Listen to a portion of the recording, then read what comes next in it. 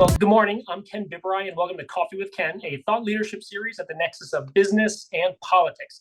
Our last conversation featured Layla Zayden from the Future Caucus, where we talked about their efforts to help train and educate 1,600 legislators around the country on a nonpartisan basis to start working together. Today, thrilled to welcome my friend Charlotte Gossett, the Chief Director of the Hispanic Federation in Puerto Rico, for our conversation today. So good to see you. Thanks, Ken. Good to be here with you. I mean, I know we're already laughing, and it's because we've known each other for 20 years, and I'm very grateful that you would do this. I feel very honored to be a part of the group. I've seen folks you've interviewed before me, and it's a good group to be among. It's so fun. Well, look, let's start real quick just to kind of catch folks up on your personal journey, how you got here. I feel like it was a kind of, not unexpected, because I feel like this is exactly what you've done for 20 years and what you should be doing, moving forward. But give us a little kind of taste of where you were before and how you ended up here.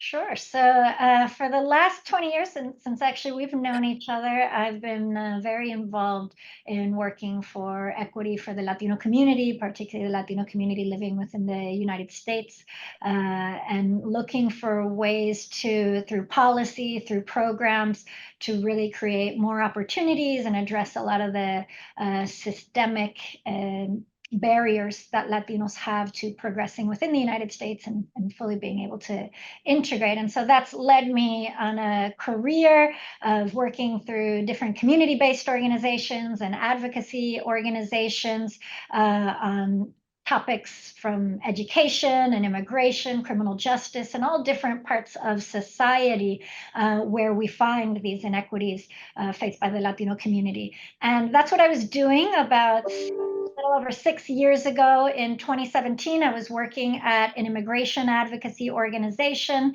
working on immigrant rights in New York State when Hurricane Maria hit the Caribbean, and particularly Puerto Rico.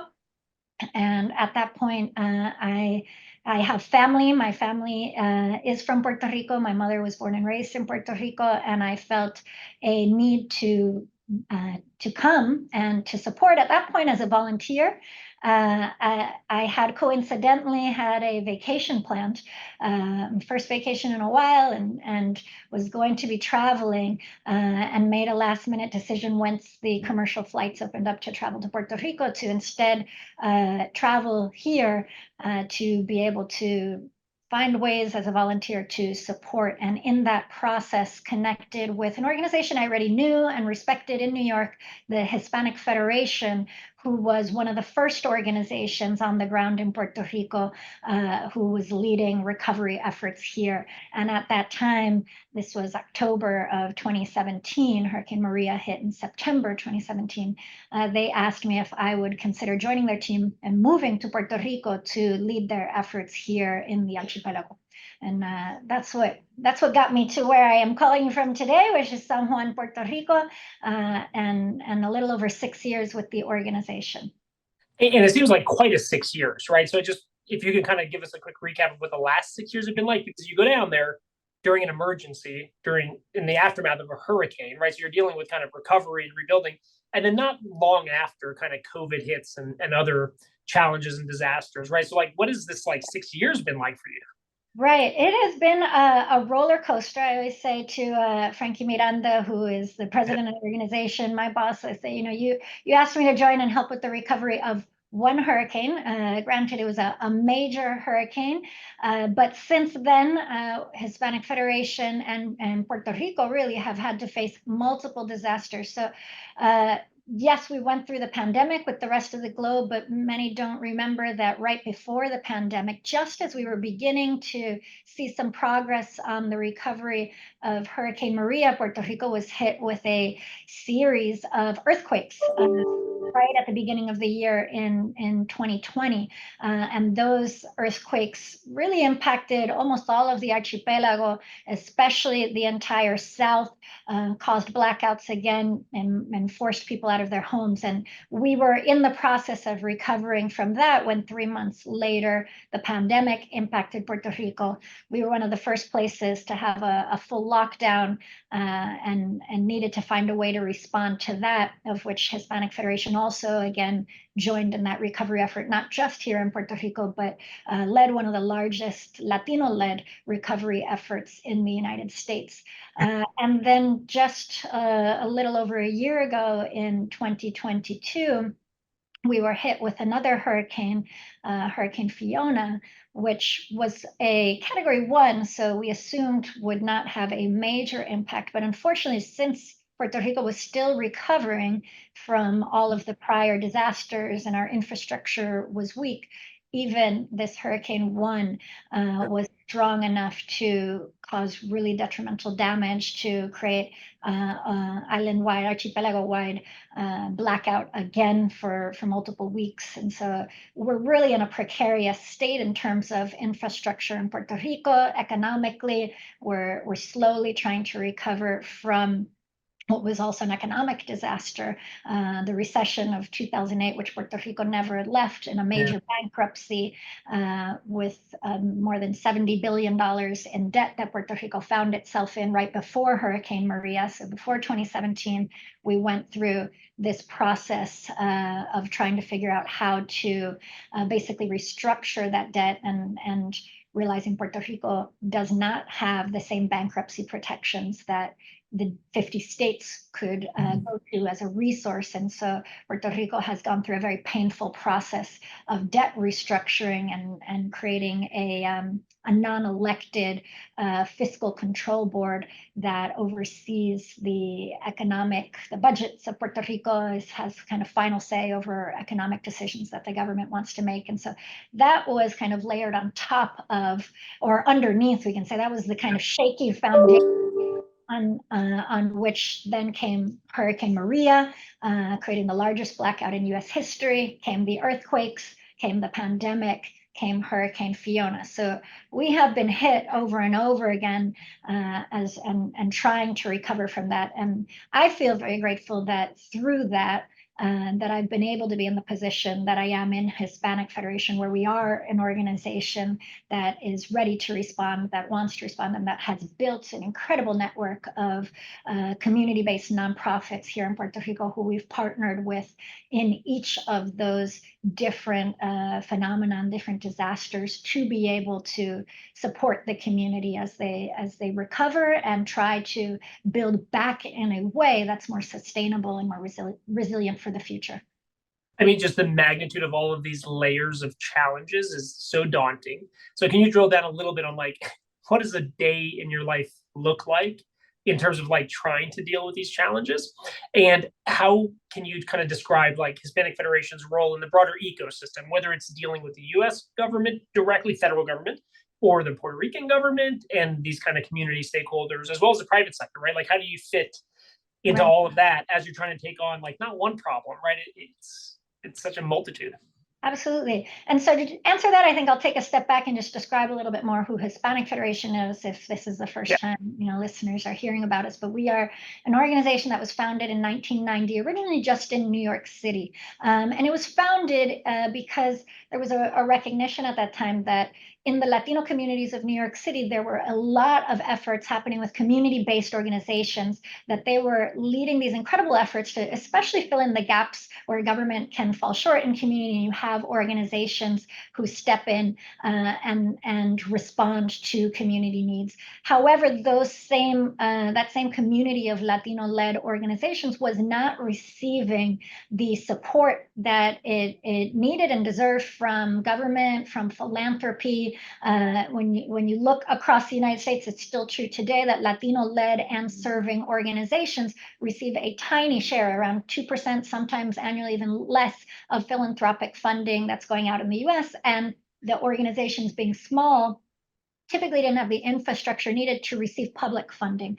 And so it was the idea of the Hispanic Federation was born to create a federation, as the name says, or an umbrella organization to build power within the Latino community, and through those Latino-led organizations, also to support them in building their capacity to advocate on behalf of their communities, to receive funding, and operate so they could compete for the federal and state funding, city funding that was available, so that that funding could reach the Latino community and address many of those inequities that we started this conversation around. And so that was 30 years ago, and that part of our work has not changed in 30 years. It's our primary pillar is to support community-based Latino-led organizations around the United States. We have expanded now to a footprint of more than 42 states and 600 community-based organizations with offices in about 5 states, Washington, D.C., and Puerto Rico. And all of our work is done in partnership with this network of Latino organizations. We do advocacy work, we do direct services and programming. And that's the model we bring to Puerto Rico. And that model, when we arrive in 2017 to respond to the emergency, was to first identify who are those Latino organizations, who are those community-based organizations. In Puerto Rico, almost all people who live here would be considered Latino. So who are those community-based organizations who were serving their community in ways that align with our mission around social justice and building that power and equity. And we were able to find so many incredible groups here that we could support, both through technical assistance, capacity building, and at the beginning, especially through philanthropic funding. We're one of the largest, if not the largest, Latino-led philanthropic organization in the United States as a grant maker. And similar here in Puerto Rico, we've been one of the largest philanthropic organizations here. And at the end of last year, we had already invested $53 million in Puerto Rico, all in private philanthropic funding through grant making or collaborative initiatives with these organizations. Our network here in Puerto Rico is 150 community-based organizations, and it's through that we then work with them to do advocacy at the federal level and at the state or local government level here in Puerto Rico. And with them, we work with the federal government to try to find ways to build a bridge between the federal government and the federal agencies to be able to hear directly from community-based leaders of what is happening on the ground in Puerto Rico. I can go and I can speak about it, but the more closely we can get to people who are directly involved day to day, providing those direct services to impacted individuals or to directly speak with impacted individuals, the better it is. And so we have been, our model over the years, not only is to work with those community-based organizations, but to build that bridge with government and with the private sector, and to be someone who can convene those sort of multi-sector coalitions, multi-sector roundtables to promote that dialogue towards solutions that address the challenges that are faced in our communities. And in Puerto Rico, that's a role that we have been able to play over these last 6 years of convener, of that bridge builder, and trying to promote that dialogue with the administration that we currently have in particular has been very open to that and trying to find spaces where they can have those direct connections. So we've hosted, for example, Deputy Secretary Don Graves for conversations around economic development here in Puerto Rico and access to federal funding. We've hosted the Secretary of Energy multiple times with community groups here in Puerto Rico so she can hear directly, well, what's happening in those communities that when they're faced with a power outage, what does that mean for community members and what are the solutions that they want to see for Puerto Rico? When President Biden came to Puerto Rico after Hurricane Fiona, we were able to host them not only for a community visit, but also for a meeting with nonprofit leaders in Puerto Rico to, again, hear what are our challenges in recovery. And that's a role that we hope to continue to be able to play, because we do think that working with multi-sector organizations, with the private sector, with the government and community-based sector, that nonprofit sector, is where we can find solutions for Puerto Rico's long-term recovery. So I think it's so important to kind of level set at what the challenges are for Puerto Rico in terms of the relationship with the federal government, right? Like, it is not a state. There's not the same level of kind of benefits. It's fascinating because you did so much of this work domestically in the continental United. It's like as if it wasn't hard enough, you went to Puerto Rico to kind of, really have a challenge. But like whether it's the Jones Act and getting direct shipments, whether it's vote in Congress, whether it's COVID relief, Medicaid, Medicare, right? Like talk a little bit about just kind of it's not fair, and it is not a very kind of justifiable system to kind of help build upon, right? Like so, just maybe frame that a little bit for people, just like how hard it is to kind of educate community leaders, educate policymakers in Washington, and I feel like this bridge you're trying to kind of navigate is a pretty hard one on a regular basis. Yeah, I mean, you said it correctly. It's not fair. So, what was surprising, or maybe not so surprising, of Hurricane Maria was how many people suddenly realized Puerto Rico was technically or legally part of the United States and didn't know that up until that point. So in 1898, Puerto Rico becomes a territory of the United States after the Spanish-American War and has remained so since then. And that creates all sorts of challenges for Puerto Rico to have equity with the United States in terms of access to federal programs, in terms of our rights around sovereignty and who we can trade with, who we can't trade with. As you mentioned, the Jones Act, how we can ship even goods to Puerto Rico, things that are standard anti-poverty programs in the United States that have been some of our most successful anti-poverty programs in the United States are not extended to Puerto Rico, like SSI for people with disabilities and the low-income elderly, instead of SNAP benefits for low-income households to be able to have the funding they need or the money they need to be able to buy food. Puerto Rico's on a block grant program, which is very limited and creates an incredible inequity in the amount of funding that a household can receive. Our Medicaid benefits are incredibly inequitable and is causing a collapse in our system here. And ultimately, these sort of inequities, what they've resulted in is that Puerto Rico has the highest poverty level compared to any of the U.S. states. At over 40% of our population is in poverty, close to double the highest state that would, I think, is around 22%.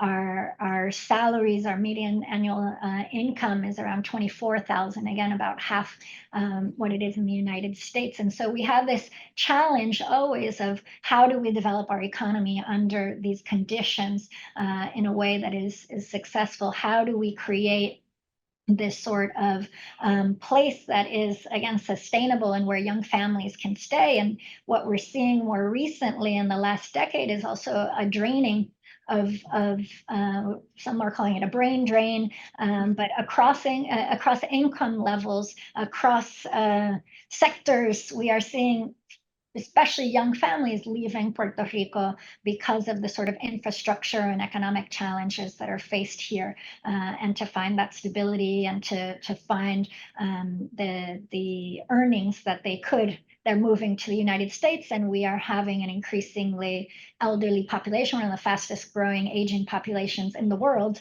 and a lot of that is caused by our younger generations leaving because of finding it untenable to remain in Puerto Rico and successfully use their education that they've received. We have a high percentage of folks graduating high school, high percentage going to college, but then not being able to find those careers and that stability here in Puerto Rico. And you've mentioned this to me multiple times in the past. Cost of living in Puerto Rico isn't necessarily dramatically cheaper than anywhere else. In fact, it's higher than most places in the United States, yet Correct. the median income is dramatically lower. Correct. And that's a misperception. Another misperception a lot of people have, well, the reason you earn less is because the cost of living is so much less there. But just as you mentioned, it is absolutely not. And on many indicators, we are actually amongst the highest in the US. We have one of the highest costs of energy anywhere in the United States. Our food costs are comparable to the largest cities in the United States. And part of that is the Jones Act you mentioned. The Jones Act says that all the goods essentially that come into Puerto Rico, because of the extra cost costs that go into shipping it here, on average, things are adds about 20% to the cost of goods here in Puerto Rico. And so there's a lot of areas here that we actually spend a lot more money to be able to survive just your standard day-to-day life here. And so you asked earlier, kind of, what are we doing about that with all of these different factors, all these layers, and what we're trying to do is approach it recognizing that. So we absolutely approach our work around recovery and policy advocacy in a very holistic and comprehensive way, understanding that all of these things are ultimately interconnected, and that in order to not just recover, but to do it in a way that's just and to do it in a way that's sustainable, we have to look holistically across all of the sectors. When we're looking at energy, we have to do our energy knowing that climate change is imminent, knowing that we're having a challenge with our agriculture. And so, for example, those big solar farms that might work well out in the Midwest are not necessarily a solution in Puerto Rico, because although we have agricultural land available, we would need to produce on that agricultural land in order to not be so reliant on imported food. Right now, we're over 85% of our food is imported in Puerto Rico, and we've seen a dramatic reduction over the last 20 to 30 years in our agriculture production. And so when we're looking at how do we solve for energy, we're also looking at how do we solve for food, and those things absolutely intersect, and we need to find a solution that promotes both of those. Similarly with our healthcare systems, our education systems, we're trying to find ways to promote solutions that are intersectional and that address a long-term vision and not just short-term fixes. Because so much of this, especially on energy, is about building back stronger, better, more resiliently, right? So Puerto Rico has a commitment, I think, to be net zero by 2050, if I'm not mistaken, or 100% renewable, if that's the case. Talk a little bit about that, right? Like when Don Graves comes, when Jennifer Granholm comes, when the vice president comes, it seems like a lot of the conversation is around energy and power and kind of self-sustaining, processes for the future, right? Like that seems to be kind of like a positive kind of development over the last few years. I mean, maybe talk a little bit about that. And we in the United States see so much of this innovation from the Inflation Reduction Act and CHIPS Act and infrastructure bill. Are those dollars coming to Puerto Rico? Like, what's the reality of that, and kind of how fast? I think there's always been a challenge of like the speed of deployment of capital, right? So I'm sure that's a challenge too. Yeah, so in Puerto Rico, you mentioned it. We passed a law in 2019 for Puerto Rico to achieve 100% renewable energy sources by 2050. A steep challenge, but one that I think was widely celebrated. And one of the things that we saw is that with all of the federal funding coming in, this is historic levels of federal funding, even before the infrastructure dollars you're talking about, the funding coming in for Puerto Rico's recovery from Hurricane Maria, which just decimated our energy infrastructure. That funding, we want to make sure gets used again towards a solution that is responsive to the type of reality of Puerto Rico, the fact that we are on the front line of climate change being here in the Caribbean. Hurricanes are going to continue coming. We're not producing our own fossil fuels, so it's not, if we remain on fossil fuels, we're going to always be dependent on waiting for that boat to arrive to refill. And our system in Puerto Rico it's not only outdated, it lacks the maintenance it needs, and it's centralized, and it's been entirely dependent on imported fossil fuels.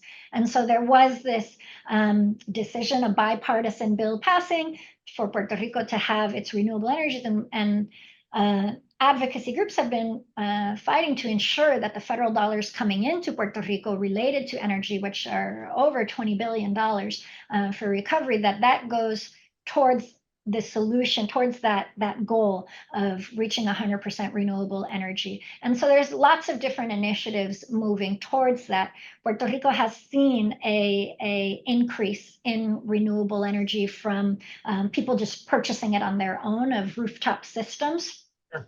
Hispanic Federation absolutely advocates for Puerto Rico to move towards a decentralized renewable system that prioritizes solar energy. That also includes batteries, because an important lesson that we learned and that we hope translates over to places in the United States is that with climate change, you need to not just be on a renewable energy system, but a resilient energy system.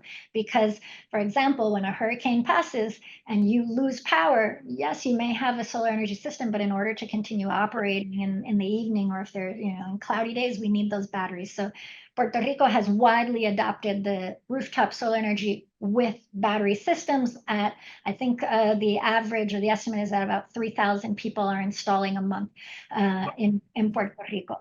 Now, that I mentioned earlier that the majority of Puerto Rico is low income. So part of this transition also has to include solutions that create more energy justice, that ensure that we're not just switching technology, but we're also working towards energy justice and including the lowest income and the most vulnerable households in that transition. And it's important for multiple reasons. I briefly mentioned earlier that Puerto Rico faced the longest blackout in US history after Hurricane Maria, with some communities not having their power restored until almost a year later. And we lost many lives in that process. That there are estimates, there have been multiple studies done that estimate anywhere from 3,000 to beyond 4,000 lives lost as a result of Hurricane Maria. And most of them were in the aftermath of Hurricane Maria, not a direct result of the days of the storm. And a lot of those deaths have been correlated to the lack of power, and especially people who had health issues or were dependent on energy for their health needs, and they weren't able to provide or receive the health services and nutrition services because of that lack of power, and ultimately then resulted in that loss of life. And that's what we want to prevent in the future. So that's why resiliency has been so important. When the Secretary of Energy was in Puerto Rico, she's now come 8 times, I believe, to Puerto Rico, more than any other secretary level in this administration or any prior administration. When she comes, we are bringing her directly out into community so she can hear from those places who were the last to have their power connected, and to understand what ultimately that meant for them, and what is it like to live that long without power? What is it like since then to constantly face power outages? Because Puerto Rico, it's not one long blackout and then we do well with energy. We're constantly facing blackouts because our system, our infrastructure can't support our energy demands. So we had just this past weekend 200,000 people without power for no reason. There was no weather-related reason. There was no disaster-related reason. It was our system failed to be able to generate the power we needed. And so with the Secretary, with the Department of Energy, a lot of what we're doing is trying to make sure they can hear from community what is wanted, what is needed, and build their solutions on that. And I would say that was unprecedented what she has done, and to listen. And then we've been able to begin seeing how they are utilizing that information to be able to develop policy and programs to implement here in Puerto Rico. Incredible. Well, look, before I let you go, I think it's always important to kind of have like a bit of a call to action. And clearly, you're probably the most important guest to have that, because when you think about the magnitude of the projects you're working on, the challenges, the poverty, this, kind of inequitable political kind of governance that exists, that's really detrimental to kind of an ability to grow and have kind of self-determination, especially when you're thinking about even the debt structure of Puerto Rico, et cetera. Mm-hmm. What's kind of like the message real quick kind of to the federal government, even to the Puerto Rican government, if you have kind of advice, suggestions, and also the private sector, right? And I think this is something where I'd love to kind of get your feedback on, because we've talked about this, right? Like, it's not just a matter of companies in the US kind of doing things in Puerto Rico, right? There's a ecosystem of small businesses and entrepreneurs that usually will get kind of crowded out if big companies kind of come in. So how do you support that ecosystem? So kind of what's your kind of call to action as we wrap up here? That's multiple calls. Let's see. I mean, to the federal government and folks in the US, I think one, understanding and doing more homework on these inequities. I think, one of the things that's very frustrating is that as much as we're trying to raise awareness around the situation in Puerto Rico, we still continue to see really some of the good things that are happening out of Congress and law or legislation that is passing, but still not realizing that you have to explicitly include Puerto Rico in a lot of those. So Puerto Rico continuing to get left out of tax credits and other sort of programs, pandemic relief programs, where we had to go back and fix and fight to make sure Puerto Rico is in there. So understanding that inequity and then going back to some of these existing policies, like I mentioned, the federal benefits programs, and addressing those inequities so Puerto Rico can begin to build up its economy and have access to those sort of programs that can help stabilize families here in Puerto Rico. And then with both federal and local government, one of our biggest calls to action is to increase public participation. I mentioned the way the secretary has been out in community and listening, and how that is resulting in better policy.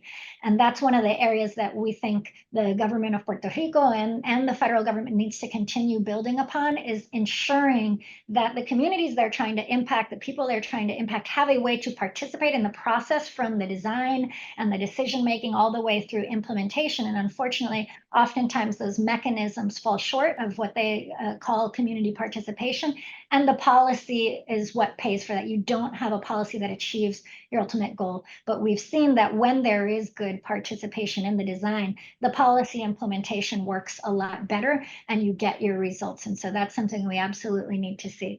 And then you mentioned it with the private sector. Some of our best recovery initiatives have been collaborations that include the private sector at the table with us, helping to find solutions. We've worked with the private sector on agriculture. We're working with them on energy. And so I think absolutely that kind of that same call to the private sector is, many times community-based organizations, nonprofit organizations, there's an opportunity to align to achieve mutually beneficial goals for Puerto Rico and anywhere else where you're based. And if there are businesses interested in working in Puerto Rico, or investors, there is ample opportunity. There is an incredible business community here in Puerto Rico that needs investment, that wants to grow. We have a huge small business base here in Puerto Rico, and people doing really innovative things. And so there is opportunity to work with Puerto Rico and to work with our private sector community and our community sector to help in that process and be a part of that process in Puerto Rico,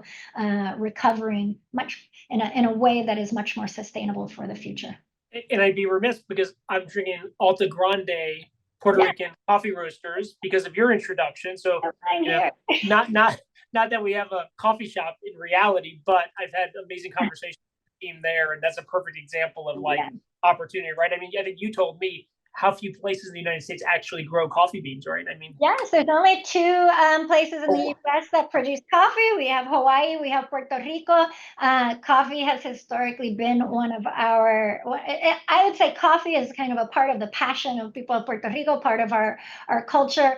It is the kind of the motor of our mountain economy, our rural economy in Puerto Rico. And it was one of the first recovery initiatives that Hispanic Federation came in big. It was one of our, an excellent example of multi-sector partnerships where we worked with Puerto Rico coffee roasters, Starbucks, Nespresso, the Puerto Rico government, philanthropists, and community, and the actual farmers here in Puerto Rico to design a program to help revitalize that sector when 80% was destroyed by Hurricane Maria. And since then, we were able to distribute more than 2 million high-quality coffee seedlings to over 1,500 farmers in Puerto Rico, small-scale farmers, so that we can ensure that you can drink that coffee. There we go. In Puerto Rico, we can continue for generations to come.